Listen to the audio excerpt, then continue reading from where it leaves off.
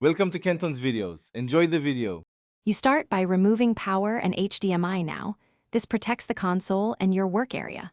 Once done, remove the rubber feet and unscrew the outer shell. Keep screws organized by location. Use a plastic pry tool to separate clips without cracking the plastic, and photograph each step so reassembly is straightforward.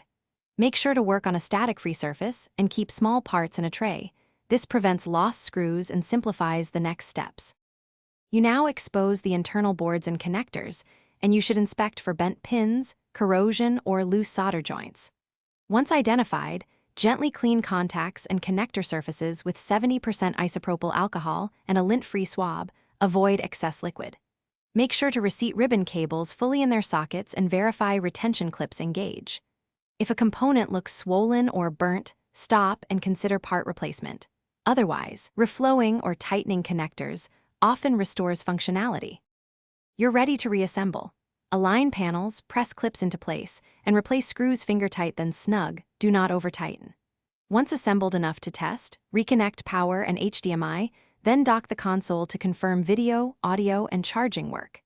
If the dock still misbehaves, make sure to swap known good HDMI and power cables and test with another console to isolate whether the dock or cables are faulty.